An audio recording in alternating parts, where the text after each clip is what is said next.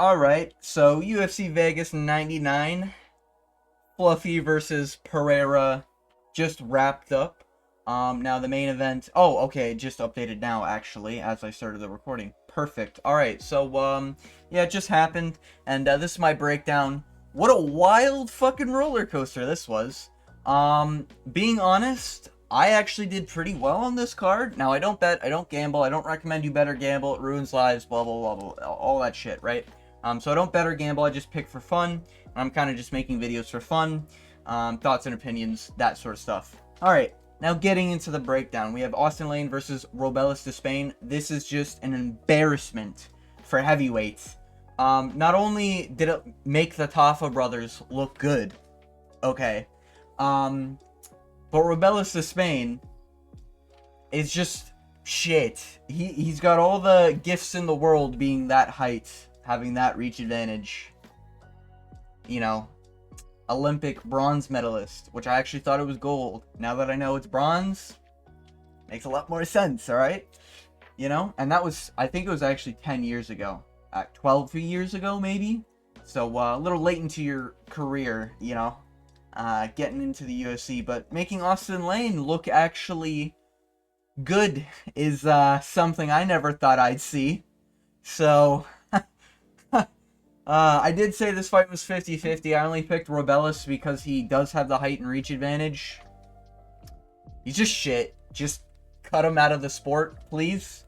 I don't want to watch him again, ever. Anyways, moving on. We had one of the women's fights. So for this fight, I actually took it upon myself to go restock on fruity drinks. So I went to Walmart and came back, and by the time I was back, unfortunately, dang nabbit, I missed the fight. But from everything I'm seeing, it seems like she was robbed. Alice Ardeline. So I should get this one right, but so far I'm 0-2, I guess, on the card. I did coin flip this one, so I don't give a fuck. And I don't even remember if I actually did pick, Alice. I think I did, since I remember myself talking about the experience and a 29-28 split decision. So technically I'm right. The split decision just went the other way. Don't really care. So 0-2. Moving on, Jessica Penne versus Elise Reed.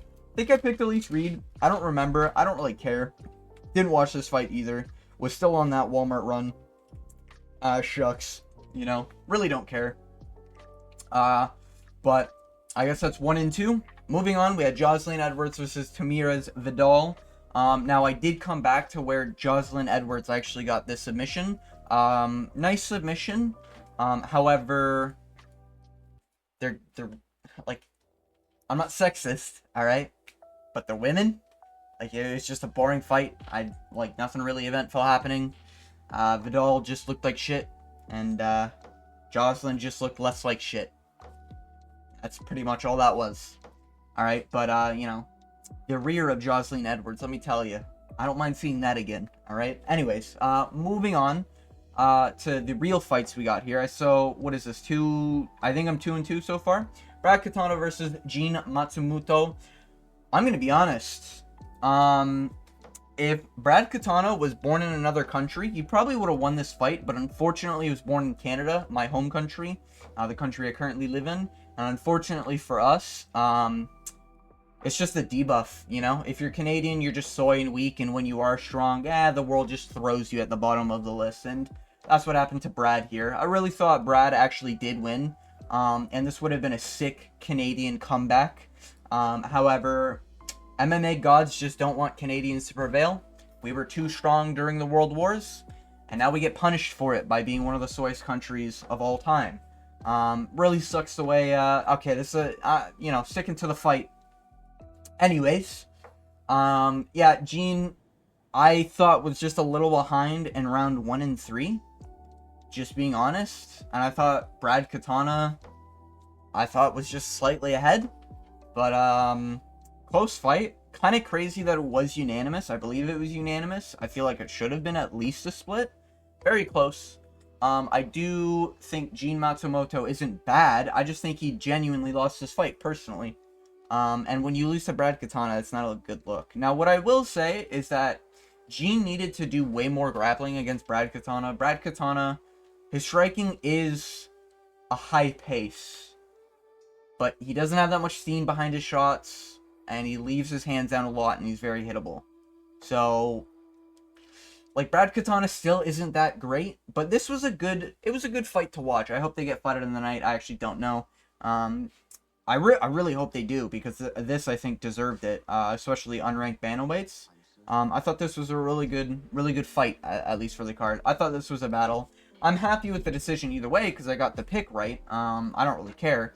So, that'd be 3-2. Moving on, Mateos Nicolau versus Asu Almabayev. Hey, just gonna say it, baby. Asu Almabayev. Some people are picking Mateos Nicolau. I know he wasn't the most popular. I just thought Asu Almabayev had more ways to win than Nicolau.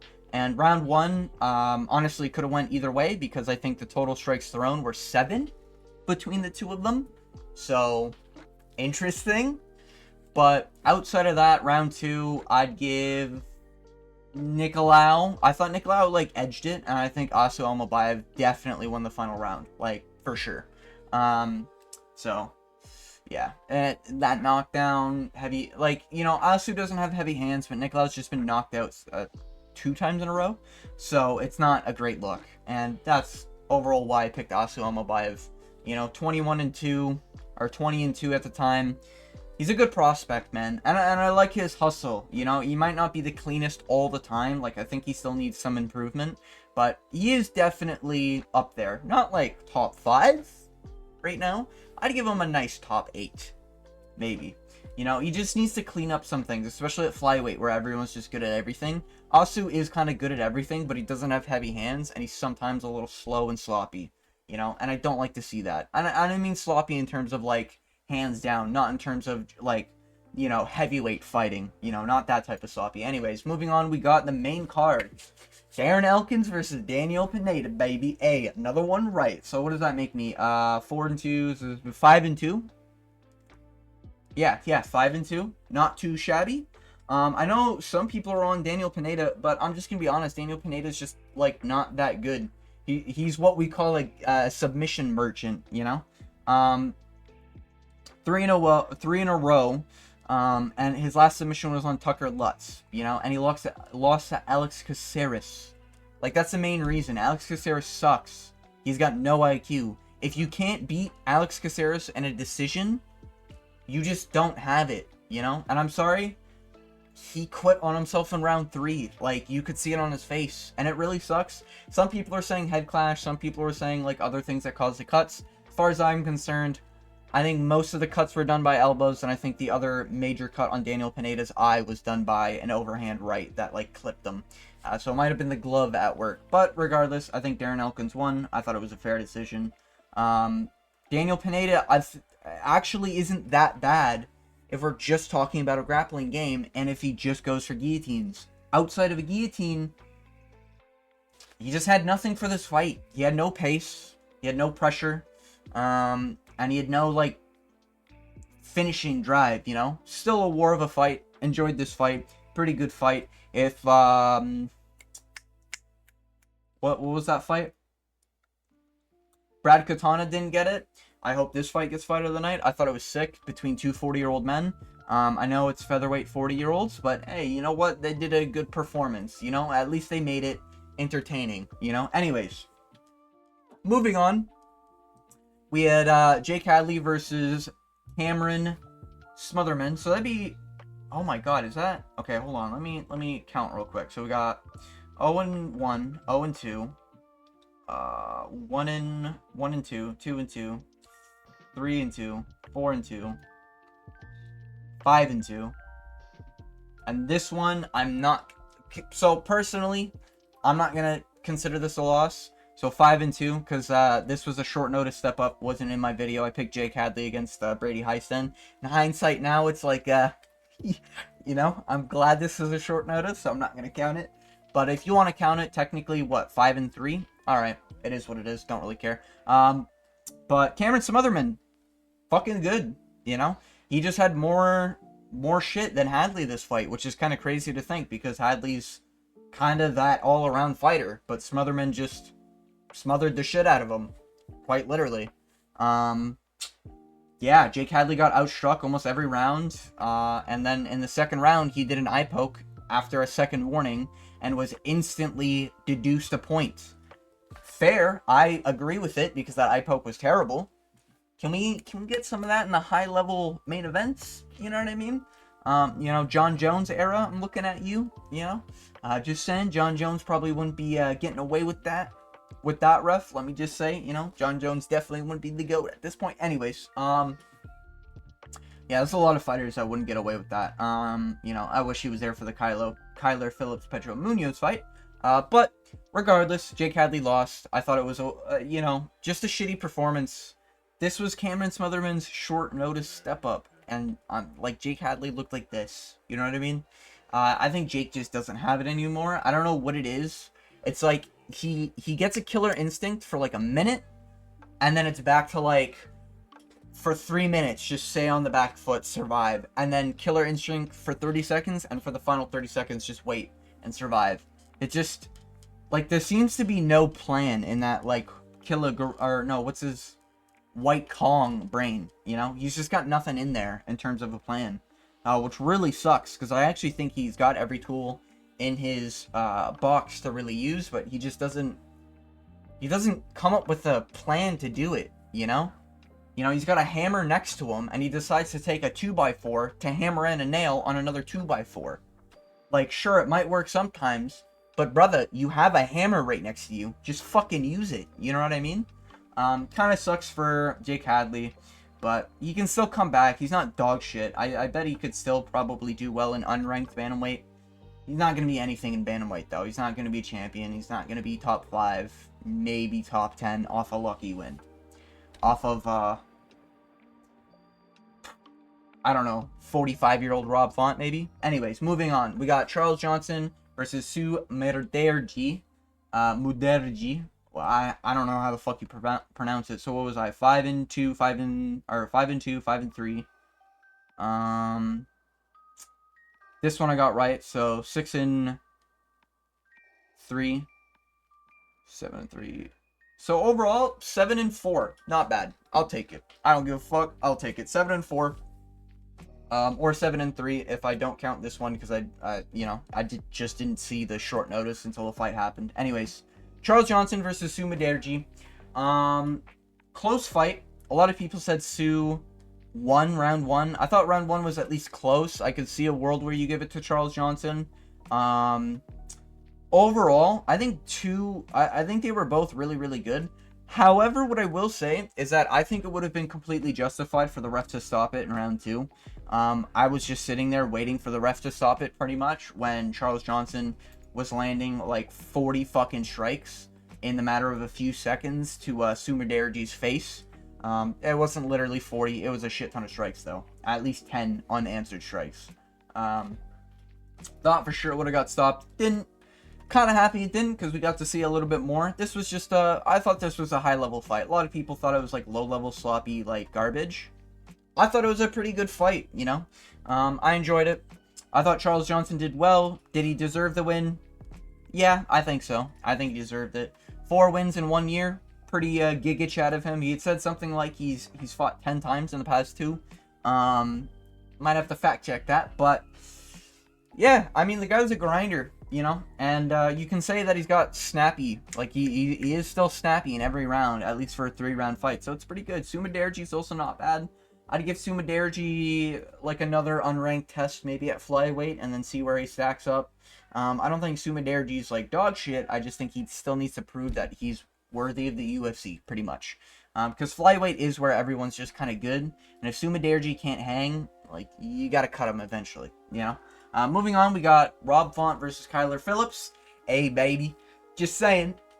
Ooh, I picked this one. A lot of people were on Kyler Phillips. However, as you know, Kyler Phillips' best win is Pedro Munoz. And let's all be honest, he won that fight because he eye-poked him in every single round without a point deduction. This fight went a little different than I thought it was going to go. I thought Kyler Phillips was going to eye-poke and get a point deduced. But instead, it was just Kyler Phillips looking like the main event and just shitting the bed. He laid a fat egg and did absolutely nothing in the entirety of round 2 and 3. He shot for takedowns, and Rob Font just stood up. And that's the extent of round 2 and 3. Round 1 was a little close, but I think Rob Font...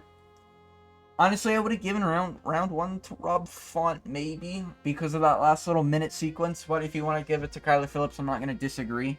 However, this was a clear-cut 29-28. Like, Rob Font beat the living shit out of Kyler Phillips for 2 rounds straight. I don't even think it was close. And yeah, I've been saying this, Rob Font's not bad, man. I know he's old, and I know he's not beating high-level competition, but, like, look at who he loses to, you know what I mean? Like, Davison Figueiredo, the next title challenger. Wow. Corey Sandhagen. Grappling Corey Sandhagen, which we know how elite he is, even if he has no hunger to finish opponents. Cheeto Vera, which is... This was a close fight, man. I thought Rob Font could have got that decision. But yeah, like, Jose Aldo, you know what I mean? And his wins are against Cody Garbrandt. So you have to, like, ask yourself, would Kyler Phillips beat Cody Garbrandt? Probably fucking not, you know? And yeah, the knockout 4 years ago. Yeah. You know, but yeah, like, he's only losing to literally top 5, top 10 people. He's been facing that level of competition consistently, you know? He might be old, but he's like veteran Edson Barbosa before a Lerone Murphy fight, you know what I mean? Like, he's still in it. He's fighting top level, and he's still got top level game plans, you know? Even if he doesn't look the greatest out there, he's still able to fraud check these fucking bantamweights, you know? Kyler Phillips looked like dog shit that whole fight. Could have been staph infection or whatever, but it literally just looks like nothing's in that brain of Kyler Phillips, and it always looks like that. So I'm not surprised. A lot of people were. I got the pick right. That's all I care about. Oh yeah, baby! Rob Font for the win.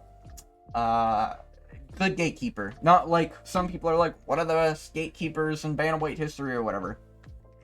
I mean, maybe in bantamweight, but not in the UFC history. I bet there's definitely more. You know, Jack Hermansson's one of them. Anyways, moving on.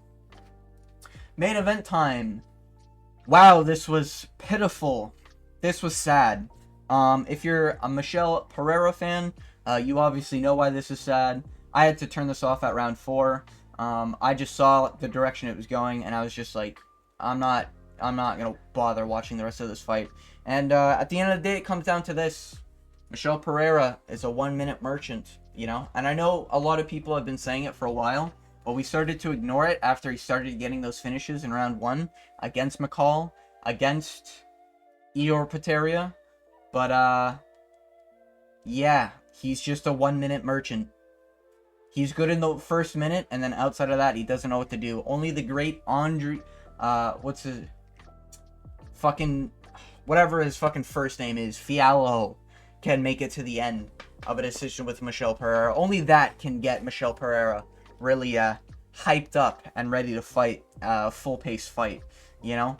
Anthony Hernandez did good, but, like, let's be honest, man. I don't shit on Anthony Hernandez, but, like, Michel Pereira was out of the fight since the end of round 1. How are you taking this guy to the fifth round, TKOing him? You know what I mean? Don't get me wrong, there was moments where Anthony Hernandez looked really good, and there were some points, I think in round 2, you could have just straight up called the fight, and I don't think anyone would have complained. However, he's just, like, not... Like, Anthony Hernandez is still just not that good, you know? Michel Pereira showcased that he's an absolute fraud. Before this fight, it's depressing, because, like, a lot of people are like, yo, this guy's, you know, entered new prime.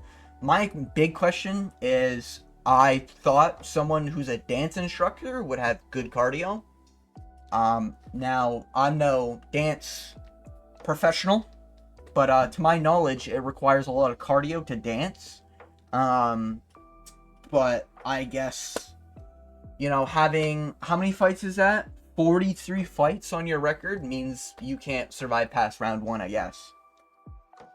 almost looked like a Kyler Phillips performance, which makes me think Pereira might be on some of the secret juice. And yeah, wouldn't be surprised if he pops. Let me just say that, you know, not looking good for Pereira. But yeah, Anthony Hernandez did a good job and does what he does. He wins, not like against all odds because I think he was the favorite, but like, I'm still not impressed, you know what I mean? Like, I need to see more. I need to see this guy fight, like, really good competition, you know? Could he give some problems to people higher up in the division? Sure.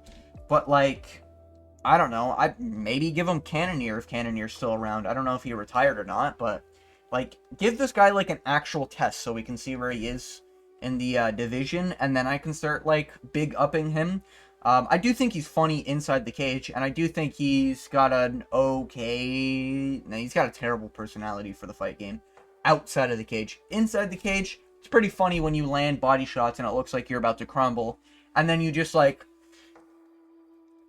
Nah, you know? Like, nah, that did no damage, you know? Gotta love those moments, but... Yeah, just being honest, just disappointing, sloppy mess. Michel Pereira... He embraced his inner Derek Lewis versus Ngannou. Or Kimbo Slice versus whoever the fuck that other guy was. Yeah, this was just an embarrassment to the sport. Embarrassment to middleweight, but it is middleweight. So it's like, you know. Yeah, and Pereira's just a 1 minute merchant. Overall, still did pretty good. 7-3. I know a lot of people did really bad this card. I don't bet, didn't gamble. Thank fuck. But, yeah, I did well this fight. I'm going to continue doing picks and predictions, obviously. I've been doing it for a while now. Might as well keep it going. Pretty excited now, though, because 308 is around the corner. And, oh boy, am I ready to pick this card. Ooh. I can't wait. But, yeah, this fight, or this card overall, outside of the main event, I'd give it a solid, like, 7 out of 10. Like, I thought it was a pretty good fight night card, you know? We had some bloody wars, and things got sloppy, but, you know, at least they were good fights that, like, could have been finished at almost any moment. Main event was just a letdown, you know? In my defense, I thought, you know, I read Pereira, I thought it was Alex Pereira, you know? Guys, no. I knew what I was getting into. But I thought Michel just... could have worked on cardio one day in his life. You know, I thought maybe there would be a treadmill somewhere around that dance studio. Maybe. He'd actually train fighting. But I guess when you... I don't even know, man. Some of these fighters, man, it's just like... How are you that, like... How do you have that physique? The reach, the height, the athleticism, and then you just don't fucking train the sport, you know? You know, I'm looking at you, Michel Pereira. I'm looking at you, fucking rebellious disappointment, you know? Like, just crazy to me. Anyways, that's my picks predictions. If you made it to the end of the video, I want to thank you for watching. And as always, I hope you have a good day.